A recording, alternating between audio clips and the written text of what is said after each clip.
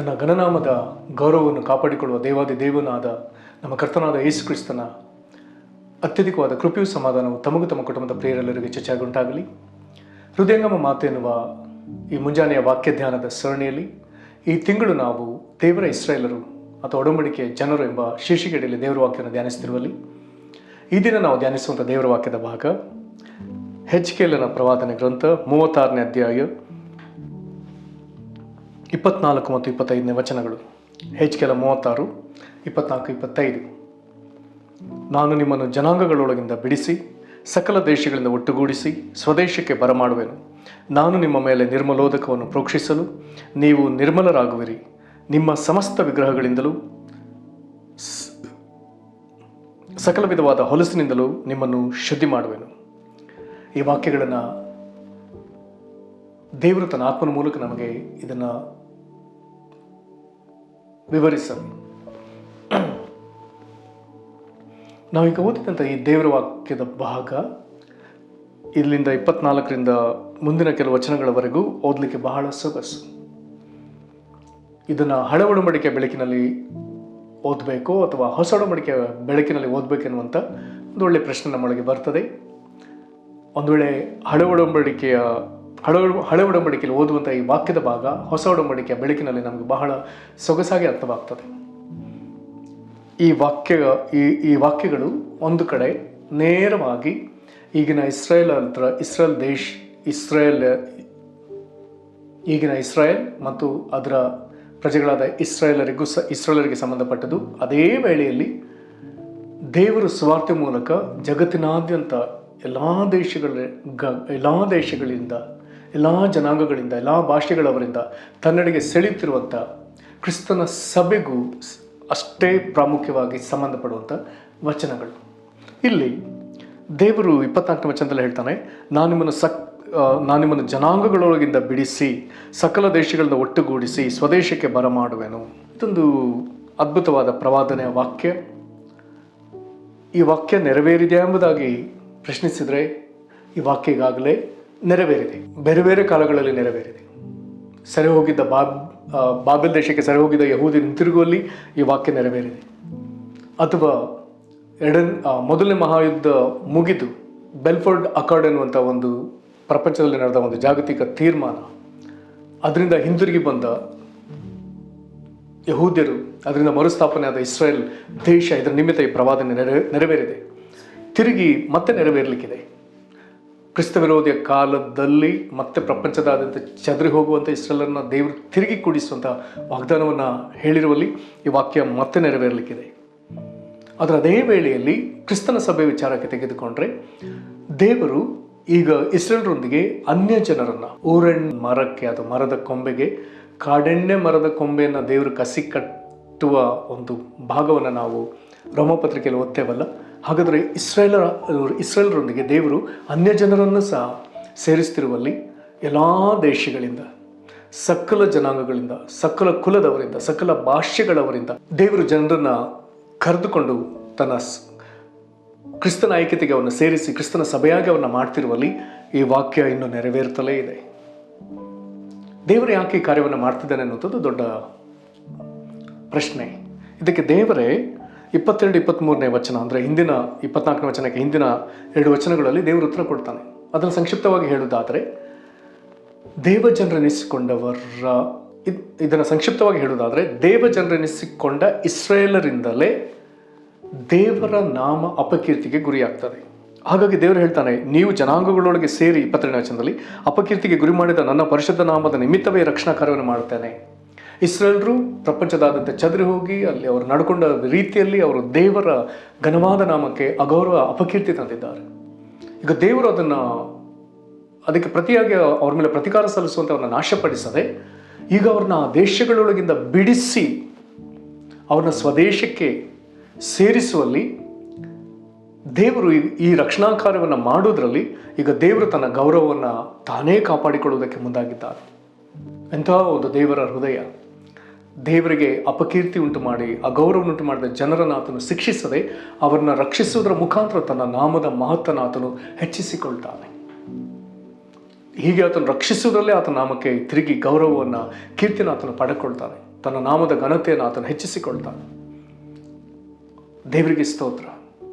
ಹಾಗಾದರೆ ಒಂದು ಕಡೆ ಇಸ್ರಾಯೇಲರನ್ನ ಆತನು ಒಟ್ಟುಗೂಡಿಸ್ತಿದ್ದಾನೆ, ಇನ್ನೊಂದು ಕಡೆಯಿಂದ ಲೋಕದ ಎಲ್ಲ ಅನ್ಯ ಜನರನ್ನ ಅಥವಾ ಎಲ್ಲ ಜನಾಂಗ, ಇಸ್ರಾಯೇಲರಲ್ಲದ ಇತರ ಜನಾಂಗದವ್ರನ್ನ ತನ್ನ ಸಭೆಯೊಳಗೆ ಕ್ರಿಸ್ತನ ಐಕ್ಯತೆಗೆ ಆತನು ಸೇರಿಸ್ತಿರುವಲ್ಲಿ ಹೀಗೆ ಆತನ ತನ್ನ ನೆರವೇರಿಸುತ್ತಿರುವಂಥ ರಕ್ಷಣಾ ಕಾರ್ಯದಿಂದ ದೇವರ ನಾಮ ಕೀರ್ತಿಗೆ ಒಳಗಾಗ್ತಾ ಇದೆ.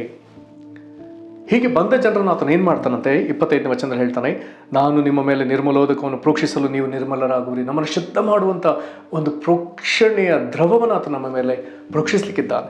ನಂತರದಲ್ಲಿ ಬರೆದದೆ, ನಿಮ್ಮ ಸಮಸ್ತ ವಿಗ್ರಹಗಳಿಂದಲೂ ಸಕಲ ವಿಧವಾದ ಹೊಲಸಿನಿಂದಲೂ ನಿಮ್ಮನ್ನು ಶುದ್ಧಿ ಮಾಡುವೆನು. ಹೀಗೆ ಆತನು ಪ್ರೋಕ್ಷಿಸುವಾಗ ನಾವು ಎರಡು ವಿಷಯದಲ್ಲಿ ಶುದ್ಧರಾಗ್ತವೆ. ಒಂದು ಸಮಸ್ತ ವಿಗ್ರಹಗಳು ಅಂತ ಹೇಳ್ತಾನೆ, ಮತ್ತು ಸಕಲ ವಿಧವಾದ ಹೊಲಸು ಅಂತ ಹೇಳ್ತಾನೆ. ಹಾಗಾದರೆ ವಿಗ್ರಹ ಎಂಬುದಾಗಿ ಹೇಳುವಾಗ ದೇವರ ಸ್ಥಾನ, ನಾವು ದೇವರಿಗೆ ಕೊಡಬೇಕಾದ ಸ್ಥಾನ ಒಂದಿದೆ. ಆ ಸ್ಥಾನದಲ್ಲಿ ಬೇರೆ ಯಾವುದಕ್ಕೂ ಗೌರವ ಕೊಡ್ತಾ ಇದ್ದೇವೆ. ಅದೇನೇ ಆಗಿರ್ಬೋದು, ಅಲ್ಲಿ ಒಬ್ಬ ವ್ಯಕ್ತಿ ಇರ್ಬೋದು, ಅಥವಾ ಒಂದು ವಸ್ತು ಇರ್ಬೋದು, ಅಥವಾ ನಮ್ಮದು ಯಾವುದೋ ಆಶೆಗಳಿರ್ಬೋದು, ಅಥವಾ ಹಣವಿರ್ಬೋದು, ಏನೋ ಇರ್ಬೋದು, ನಿದ್ರೆ ಇರ್ಬೋದು. ದೇವರಿಗೆ ಕೊಡತಕ್ಕ ಸ್ಥಾನವನ್ನು ಅದು ಕಬಳಿಸ್ತಿದ್ರೆ ಅದು ವಿಗ್ರಹ ಆಗ್ತದೆ. ಹಾಗಾಗಿ ವಿಗ್ರಹಗಳು ಅಂತ ಹೇಳ್ತಾನೆ. ಹಾಗಾದರೆ ಅವುಗಳಿಂದ ಆತನು ಬಿಡಿಸ್ತಾನೆ. ನಂತರ ಸಕಲ ವಿಧವಾದ ಹೊಲಸು, ನಮ್ಮೊಳಗೆ ಎಷ್ಟೋ ಅನೀತಿ, ಅಶುದ್ಧತೆ, ಪಾಪ, ಅಪರಾಧಗಳಿದೆ, ಅವೆಲ್ಲವುಗಳಿಂದ ಆತನು ಬಿಡಿಸ್ತಾನೆ ಎಂಬುದಾಗಿ ಹೇಳ್ತಾನೆ. ಈಗ ನಿರ್ಮಲೋದಕದ ಕುರಿತ ಆ ನಿರ್ಮಲೋದಕ ಎಂಬುದಾಗಿ ನಾವು ಓದಿದ್ದೇವಲ್ಲ, ಇದನ್ನು ಯಾವುದನ್ನು ನಿರ್ಮಲೋದಕ ಎಂಬುದಾಗಿ ಹೇಳೋಣ. 1-2-3 ವಚನಗಳನ್ನ ನೋಡಿಕೊಳ್ಳೋಣ. ಒಂದು ಎಫೆಸ 5ನೇ ಅಧ್ಯಾಯ, ಇಲ್ಲಿ 27ನೇ ವಚನದ ಕೊನೆ ಭಾಗದಲ್ಲಿ ಓದಿಕೊಳ್ಳುವಾಗ, ವಾಕ್ಯೋಪದೇಶ ಸಹಿತವಾದ ಜಲಸ್ನಾನವನ್ನು ಮಾಡಿಸಿ ಶುದ್ಧ ಮಾಡಿದನು. ದೇವರು ನಮ್ಮನ್ನು ಶುದ್ಧ ಮಾಡುವಂತೆ ಈ ವಾಕ್ಯೋಪದೇಶವನ್ನು, ಈ ವಾಕ್ಯದಿಂದ ಆತನು ನಮ್ಮ ಎದುರು ಮಾತನಾಡುವಂಥ ವಿಧವನ್ನು ಆತನು ಹೇಳ್ತಾನೆ. ವಾಕ್ಯೋಪದೇಶ ಸಹಿತವಾದ ಜಲಸ್ನಾನ ಅಂತಾನೆ. ಅದ್ಭುತವಾದ ವಿಷಯ. ದೇವದರ್ಶನ ಗುಡಾರದಲ್ಲಿ ಯಜ್ಞವೇದಿಯಿಂದ ದೇವದರ್ಶನ ಗುಡಾರಕ್ಕೆ ಪ್ರವೇಶಿಸುವಾಗ ಮಧ್ಯದಲ್ಲಿ ಗಂಗಾಳ ಎನ್ನುವಂಥ ಒಂದು ವಸ್ತು ಇರ್ತದೆ, ಅದರೊಳಗೆ ನೀರಿರ್ತದೆ. ಅದರೊಳಗೆ ಯಾಜಕನು ತನ್ನ ಕೈಕಾಲುಗಳನ್ನ, ಮುಖವನ್ನು ಶುದ್ಧ ಮಾಡಿಕೊಳ್ಳಬೇಕು. ಅದನ್ನು ನೋಡುವಾಗ ಅದು ತನ್ನ ಪ್ರತಿಬಿಂಬ ಕಾಣ್ತದೆ, ಕನ್ನಡಿಯಂತೆ ಅದು ಕಾಣ್ತದೆ. ಹಾಗಾದರೆ ವಾಕ್ಯವನ್ನು ನೋಡುವಾಗ ನಾವು ಯಾರೆಂಬುವಂಥದ್ದು ನಮಗೆ ಅರ್ಥವಾಗ್ತದೆ. ಆ ನೀರಿನಿಂದಲೇ ಕೈಕಾಲುಗಳನ್ನ, ಮುಖವನ್ನು ಶುದ್ಧ ಮಾಡಿಕೊಳ್ಳುವಂತೆ. ಹಾಗಾದರೆ ವಾಕ್ಯದಿಂದಲೇ ನಮ್ಮನ್ನು ಶುದ್ಧ ಮಾಡಿಕೊಳ್ಳಬೇಕೆಂಬುದನ್ನು ದೇವರು ನೇಮಿಸಿದ್ದಾನೆ. ಹಾಗಾದರೆ ಆತ ನಮ್ಮ ಮೇಲೆ ಪ್ರೋಕ್ಷಿಸುವ ಒಂದು ನಿರ್ಮಲೋದಕ, ಅದು ವಾಕ್ಯೋಪದೇಶ ಎಂಬ ಜಲಸ್ನಾನ, ವಾಕ್ಯೋಪದೇಶ ಸಹಿತವಾದ ಜಲಸ್ನಾನ. ಇನ್ನು ಕೆಲವಾರು ವಚನಗಳನ್ನ ತೆಗೆದುಕೊಂಡ್ರೆ, 1 ಯೋಹಾನನ ಪತ್ರಿಕೆ 1ನೇ ಅಧ್ಯಾಯ, ಅಲ್ಲಿ 7ನೇ ವಚನದಲ್ಲಿ ಹೇಳ್ತಾನೆ, ಆದರೆ ಆತನು ಬೆಳಕಿನಲ್ಲಿರುವಂತೆ ನಾವು ಬೆಳಕಿನಲ್ಲಿರೋದ್ರೆ ನಾವು ಒಬ್ಬರ ಸಂಗಡಲು ಒಬ್ಬರ ನ್ಯೂನತೆಯಲ್ಲಿದ್ದೇವೆ, ಮತ್ತು ಆತನ ಮಗನಾದ ಯೇಸುವಿನ ರಕ್ತವು ಸಕಲ ಪಾಪವನ್ನು ನಿವಾರಣೆ ಮಾಡಿ ನಮ್ಮನ್ನು ಶುದ್ಧಿ ಮಾಡ್ತದೆ. ಹಾಗಾದರೆ ಯೇಸು ಕ್ರಿಸ್ತನ ರಕ್ತ ಸಕಲ ಪಾಪ ನಿವಾರಿಸುವಂಥ ರಕ್ತ. ಹೀಗೆ ಆತನು ಸಕಲ ಪಾಪದಿಂದ ನಮ್ಮನ್ನು ಶುದ್ಧಿ ಮಾಡ್ತಾನೆ ಎಂಬುದಾಗಿ ಹೇಳ್ತಾನೆ. ಪ್ರಿಯರೇ, ಹಾಗಾದರೆ ದೇವರು ನಮ್ಮನ್ನು ಸಮಸ್ತ ವಿಗ್ರಹಗಳಿಂದಲೂ, ಸಕಲ ವಿಧವಾದ ಅಶುಚಿಗಳಿಂದಲೂ, ಹೊಲಸಿನಿಂದಲೂ ಆತ ನಮ್ಮನ್ನು ಶುದ್ಧಿ ಮಾಡೋದಕ್ಕೆ ತಾನೇ ತೀರ್ಮಾನಿಸಿದ್ದಾನೆ. ಇದು ನಮ್ಮ ತೀರ್ಮಾನ ಅಲ್ಲವೇ ಅಲ್ಲ. ನಾವು ವಿಗ್ರಹಗಳಿಗೆ ಅವಲಂಬಿತರಾಗಿರುವಂಥದ್ದು ನಮಗೆ ಗೊತ್ತಿಲ್ಲ, ಅಜ್ಞಾನ. ಇನ್ನೊಂದು ಕಡೆ ನಾವು ಎಷ್ಟು ಹೊಲಸಿನಲ್ಲಿದ್ದೇವೆ ಅದು ನಮಗೆ ಗೊತ್ತಿಲ್ಲ, ಅದೊಂದು ಅಜ್ಞಾನ. ಆದರೆ ಇಂಥ ದುಸ್ಥಿತಿಯಲ್ಲಿರುವಂಥ ನಮ್ಮನ್ನು ಆತ ನೋಡಿ ಕನಿಕರಿಸಿ ನಮ್ಮ ಪಾಪಗಳಿಂದ ಆತನ ಬಿಡುಗಡೆ ಮಾಡ್ತಾನೆ ಅಂತಾನಲ್ಲ. ದೇವರ ಅನಾದಿ ಸಂಕಲ್ಪಕ್ಕಾಗಿ ದೇವರಿಗೆ ಸ್ತೋತ್ರ. ನಮ್ಮನ್ನು ಶುದ್ಧಿ ಮಾಡಿ ತಿರುಗಿ ತನ್ನ ಹೃದಯಕ್ಕೆ ನಮ್ಮನ್ನು ಆಲಂಗಿಸಿಕೊಳ್ಳುವ ದೇವರಿಗೆ ಸ್ತೋತ್ರ. ಎಲ್ಲಿಯೋ ಜನಾಂಗಗಳ ಮಧ್ಯೆ, ದೇಶಗಳಲ್ಲಿ ಚದರಿ ಹೋಗಿ ಕಳೆದು ಹೋಗಿರುವಂಥ ನಮ್ಮನ್ನು ತಿರುಗಿ ಆತನು ಹುಡುಕಿ ತನ್ನ ಮಂದೆಯಾಗಿ, ತನ್ನ ಸಭೆಯಾಗಿ ಆತ ನಮ್ಮನ್ನು ಕೂಡಿಸಿಕೊಳ್ತಾನಲ್ಲ. ಇದಕ್ಕಾಗಿ ದೇವರಿಗೆ ಸ್ತೋತ್ರ. ಪ್ರಿಯರೇ, ಒಡಂಬಡಿಕೆ ಜನರು ತಪ್ಪಿ ಹೋಗುವಾಗ ಅವನ್ನ ತಿರುಗಿ ಆತನು ಈ ವಿಧದಲ್ಲಿ ರಕ್ಷಿಸ್ತಾನೆ. ಆತನಿಗೆ ನಮ್ಮನ್ನು ಒಪ್ಪಿಸಿಕೊಟ್ಟು ಪ್ರಾರ್ಥಿಸೋಣ. ಮಹಾಕೃಪೆಯ ಪರಲೋಕ ತಂದೆ, ಅದ್ಭುತವಾದ ಈ ವಾಕ್ಯಕ್ಕಾಗಿ ಸ್ತೋತ್ರ. ದೇವರೇ, ನಾವು ಜನಾಂಗಗಳ ಮಧ್ಯದಲ್ಲಿ ನಿನ್ನ ನಾಮವನ್ನು ಅಪಕೀರ್ತಿಗೆ, ಅಗೌರವಕ್ಕೆ ಗುರಿ ಮಾಡಿದ್ದಕ್ಕಾಗಿ ನೀನು ಕರ್ತನೆ ನಮ್ಮನ್ನು ಶಿಕ್ಷಿಸದೆ ತಿರುಗಿ ನಮ್ಮನ್ನು ರಕ್ಷಿಸಿ, ನಮ್ಮನ್ನು ಒಗ್ಗೂಡಿಸಿ ನಿನ್ನ ಮಂದೆಯಲ್ಲಿ, ನಿನ್ನ ಸಭೆಯೊಳಗೆ ದೇಶವಾಗಿ ಸೇರಿಸಿಕೊಳ್ಳುವಂಥ ಈ ನಿನ್ನ ರಕ್ಷಣಾ ಕಾರ್ಯಕ್ಕಾಗಿ ಸ್ತೋತ್ರ ಸಲ್ಲಿಸ್ತೇವೆ. ಸಮಸ್ತ ದೇಶಗಳಿಂದ ನಮ್ಮನ್ನು ಒಗ್ಗೂಡಿಸುವಂಥ ನಿನ್ನ ಮಹಾಕೃಪೆಗಾಗಿ ಸ್ತೋತ್ರ. ಸ್ವದೇಶಕ್ಕೆ ನಮ್ಮನ್ನು ಬರಮಾಡುವಂಥ ನಿನ್ನ ಮಹಾಕೃಪೆಗಾಗಿ ಸ್ತೋತ್ರ. ಎಲ್ಲ ಜನಾಂಗಗಳಿಂದ ನೀನು ನಮ್ಮನ್ನು ಬಿಡಿಸುವುದಕ್ಕಾಗಿ ನಿನಗೆ ಸ್ತೋತ್ರ.